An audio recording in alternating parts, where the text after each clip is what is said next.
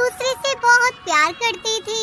दोनों ने एक साथ जीने मरने की कस्में खाई और फिर कुछ समय बाद दोनों ने शादी कर ली। टुनटुनी ने शादी के 1 साल बाद एक बेटी को जन्म दिया। कालू बोला, अरे वाह, मेरी बेटी कितनी अच्छी है, बिल्कुल मुझ पर गई है। टुनटुनी, बस एक बेटा और हो जाए तो हमारा परिवार पूरा हो जाए।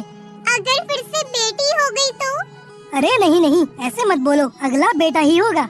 इसी तरह बेटी की चाह में टुनटुनी को 7 बेटियां हो गई। एक दिन कालू बोला, टुनटुनी, मैं नहीं जानता था कि तुम मुझे 7 लड़कियां दोगी, वरना मैं तुमसे कभी शादी नहीं करता। ये क्या कह रहे हो आप? 7 बेटियां हो गई तो इसमें मेरी क्या गलती है? और किसकी गलती है? कान खोल कर सुन लो, मैं अब तुम्हारे साथ नहीं रह सकता। मुझे दूसरी शादी करनी है ताकि दूसरी पत्नी मुझे बेटा दे सके। आप ऐसा कैसे कर सकते हो? आपने तो मुझसे प्यार किया था। हाँ किया था, लेकिन मुझे वंश चलाने के लिए बेटा चाहिए, इसलिए मैं कल ही दूसरी शादी कर रहा हूँ। अब मैं उसी के साथ रहूँगा, मुझे तुम्हारी जरूरत नहीं है। और ये जेवर और कुछ जरूरी सामान मैं लेकर जा रहा हूँ, मेरी नई पत्नी को इनकी जरूरत पड़ेगी। टुनटुनी रोती रही, गिड़गिड़ाती रही, बेटियों का वास्ता दिया, लेकिन कालू को कोई फर्क नहीं पड़ा और कालू को वो टुनटुनी बच्चियों को रोता बिलखता छोड़कर वहाँ से चला गया। टुनटुनी सिसकती रही, मम्मी, जब उन्हें ही आपकी और हमारी परवाह नहीं तो क्यों रो रही हो? मैं नहीं रो रही मेरी बच्चियों, मेरे पास आओ, तुम तो मेरी हिम्मत हो। अगर तुम मेरे साथ हो तो मैं कभी नहीं टूट सकती। चलो अंदर खाना खा लो। दिन गुजरे, हफ्ते गुजरे, फिर महीने गुजर गए। टुनटुनी चिड़िया को एक एक दिन बहुत भारी दिखाई देने लगा। कालू लौट कर नहीं आया। पता चला कि उसने सचमुच किसी और चिड़िया से शादी कर ली है। मम्मी, भूख लगी है। टुनटुनी परेशान होकर बोली, लेकिन मैं तुम्हें क्या खिलाऊं मेरी बच्ची? रसोई में सब सामान खत्म हो गया है। मम्मी, अगर पापा नहीं आए तो क्या हमें खाना नहीं मिलेगा? टुनटुनी के पास कोई जवाब नहीं था। वो खुद नहीं जानती थी कि आगे क्या होगा। वो प्रार्थना करने लगी, हे प्रभु, आप ही कोई रास्ता दिखाओ, मैं किधर जाऊं? ऐसा कब तक चलेगा? टुनटुनी अपनी 7 बेटियों के साथ जंगल में खाने की तलाश में निकल जाती है।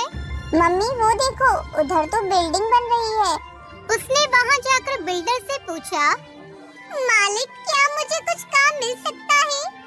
तुम कैसे काम करोगी? तुम्हारे साथ ये 7 लड़कियाँ जो हैं। मालिक, मैं काम करूँगी। मेरी बेटियाँ बस दूर वहाँ बैठकर मुझे देखती रहेंगी। इनके पापा नहीं है, घर में फाके पड़े हैं। काम मिला तो मैं इनका पेट भर सकूंगी, नहीं तो ये भूखी मर जाएंगी। बहुत दुख हुआ तुम्हारी बात सुनकर। अच्छा, तुम चिंता मत करो, काम मिल जाएगा तुम्हें। बिल्डर ने तरस खाकर उसे काम पर रख लिया। अब टुनटुनी चिड़िया मलबा धोती, जिसके उसे शाम को पैसे मिल जाते थे। मम्मी, आप हमारे लिए कितनी मेहनत करती हो, आप बहुत थक जाती होंगी ना? अरे, ये क्या बातें बना रही हो दोनों? टुनटुनी, ये सारा मलबा यहाँ से जल्दी से उठाकर फेंक दो, आज मैडम आ रही है। मैडम? हाँ, मालकिन बहुत अमीर है, उन्हें आधे अधूरे और सुस्त काम बिल्कुल पसंद नहीं है। टुनटुनी जल्दी वहाँ से मलबा हटाने लगी, तभी गाड़ी का हॉर्न सुनकर वो रुक गई। चारों तरफ अफरा तफरी मच गई। एक पक्षी बोला, मैडम आ गई, मैडम आ गए। तो टुनटुनी चिड़िया से देखती ही रह गई। तुम यहाँ? टुनटुनी, ये सब क्या है? और तू इस हाल में, तेरे सर पर और हाथ में फावड़ा, यकीन नहीं हो रहा। तूने तो कालू से शादी कर ली थी ना? मेरी छोड़, मगर तू तो इतनी बड़ी हस्ती बन गई है। चल अंदर आ, बैठकर बातें करते हैं। वो दोनों बातें करने लगी। बस यही कहानी है मेरी लाडो। कालू ने मुझे धोखा दिया और आज मेरी 7 बेटियों की ये हालत है। लेकिन तू तो बहुत अमीर हो गई है। हाँ टुनटुनी, पढ़ाई खत्म होते ही बंटी कबूतर से शादी हो गई और ये सब ठाट बाट सब उन्हीं के दिए हैं। टुनटुनी ने लाडो चिड़िया की मदद से अपना बर्गर बेचने का ढाबा खोल लिया। अब टुनटुनी चिड़िया बहुत खुश थी। एक दिन टुनटुनी कुछ पैसे लेकर लाडो चिड़िया के पास पहुंची और उससे कहा, लाडो, तुमने मेरी बहुत मदद की है, मेरी सोती हिम्मत को जगाया है, वरना हालात उतने बुरे हो गए थे कि मैं तो अपनी 7 बेटियों के साथ अपनी आत्महत्या करने की सोचने लगी थी। ऐसे नहीं बोलते टुनटुनी, हिम्मत है तो सब है। वो तो ठीक है, पर तेरा एहसान मैं कभी नहीं भूलूंगी। और ले अपनी पहली किश्त, बाकी अब मैं हर महीने चुका दिया करूंगी। जब टुनटुनी घर पहुंची तो उसे वहाँ कालू बैठा मिला। उसने गुस्से में उससे पूछा, तुम्हारी हिम्मत कैसे हुई इस घर में घुसने की? टुनटुनी चिड़िया, मुझे माफ कर दो। जानती हो, जिससे मैंने शादी की थी वो चिड़िया मेरे सारे जेवर और रुपए लेकर भाग गई। मैं बेटे की चाहत में अंधा हो गया था, लेकिन अब मेरी आंखें खुल गई हैं। मुझे माफ कर दो टुनटुनी, माफ कर दो मुझे। तुम चले जाओ यहाँ से और कभी लौट कर मत आना, क्योंकि इन 7 बेटियों की गरीब माँ ने अपने पैरों पर खड़ा होना सीख लिया है। कालू को वो शर्मिंदा होकर वहाँ से चला गया और टुनटुनी ने दरवाजा बंद कर लिया। अब वो अपनी 7 बेटियों के साथ बहुत खुश रहती थी।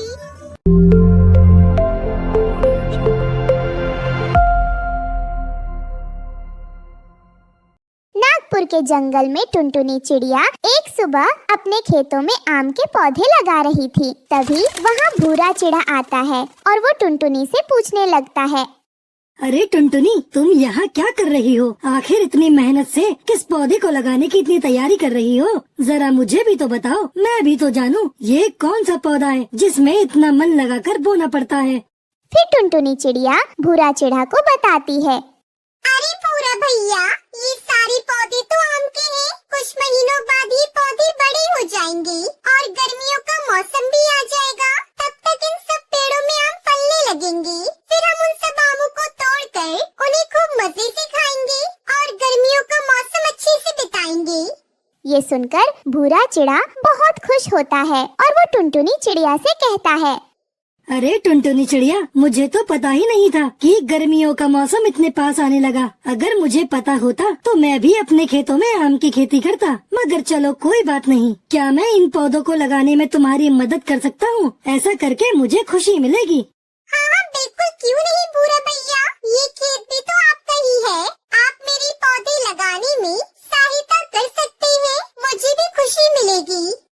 फिर टुनटुनी चिड़िया और भूरा चिड़ा वो दोनों मिलकर आम के पौधे लगाने लगे। टुनटुनी चिड़िया हमेशा अपने खेतों की देखभाल में लगी रहती थी। समय समय पर उन पौधों में पानी और खाद दिया करती थी। वो बेसब्री से आम आने का इंतजार कर रही थी। और फिर 2 महीने बाद आम के पौधे पेड़ों में बदल चुके थे। तभी एक दिन रानो चिड़िया टुनटुनी चिड़िया के खेतों में आती है और पेड़ों पर बहुत सारे आम देखकर वो हैरान रह जाती है।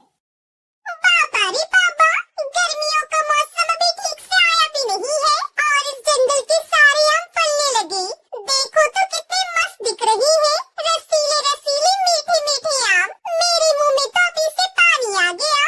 वैसे सारी बातें मुझे टुनटुनी चिड़िया और भूरा चिड़ा को जरूर बतानी चाहिए। ये बात जानकर वो दोनों भी खुश हो जाएंगे। फिर हम तीनों मिलकर इन आमों को तोड़कर खाएंगे। फिर रानो चिड़िया उन आम के पेड़ों के बारे में बताने के लिए भूरा चिड़ा के घर आती है और उसे सारी बात बताती है। अरे भूरा, तुम्हें पता है या नहीं, इस जंगल में बड़े बड़े आम के पेड़ लगे हैं, जिन पर अब हरे हरे आम और कुछ पेड़ों पर मीठे मीठे रसीले आम फले हुए हैं। ये देखकर तो मेरे मुंह में पानी आ गया।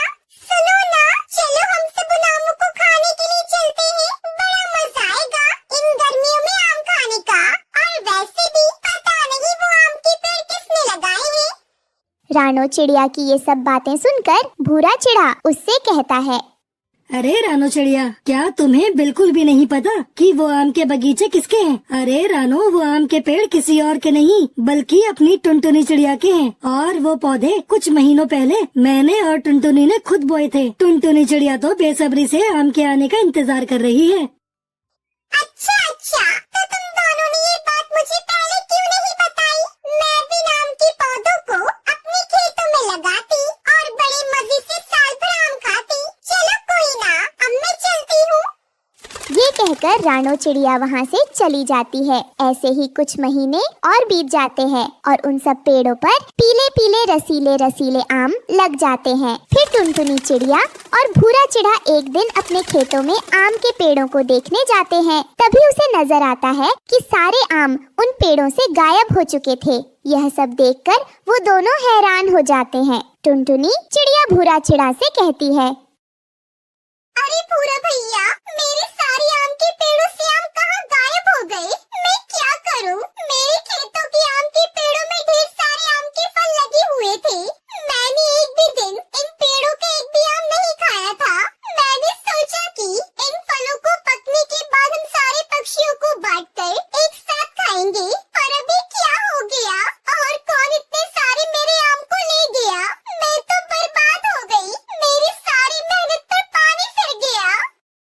टुनटुनी हिम्मत रखो, ऐसे मत रो। मुझे भी नहीं पता कि इन आम को कौन लेकर गया होगा, पर एक बात है, रानो चिड़िया तुम्हारे खेतों में बीच बीच में अकेले ही आया करती थी।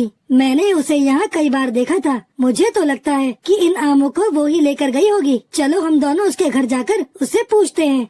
फिर टुनटुनी चिड़िया और भूरा चिढ़ा रानो चिड़िया के घोंसले पर पहुंचते हैं। वो देखते हैं कि रानो चिड़िया वहाँ पर है ही नहीं, पर उसके घोंसले में एक बड़ी सी टोकरी होती है जिसमें ढेर सारा पके हुए आम थे। तभी टुनटुनी चिड़िया ये सब देखकर रोने लगती है।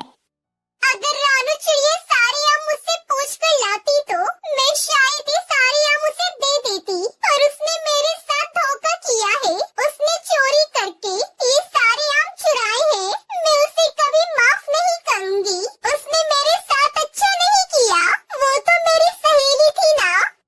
तभी वहाँ पर रानो चिड़िया आ जाती है और उसे देखकर भूरा चिड़ा उससे कहता है, रानो, तुमने टुनटुनी के साथ धोखा किया है। तुमने टुनटुनी के खेतों से ये सारे आम चुराकर बहुत गलत किया। अगर तुम उससे मांगती तो वो तुम्हें दे देती, पर तुमने चोरी करके बहुत गलत किया। हमने तो तुम्हें कितना अच्छा समझा था, लेकिन तुम तो चोर निकली।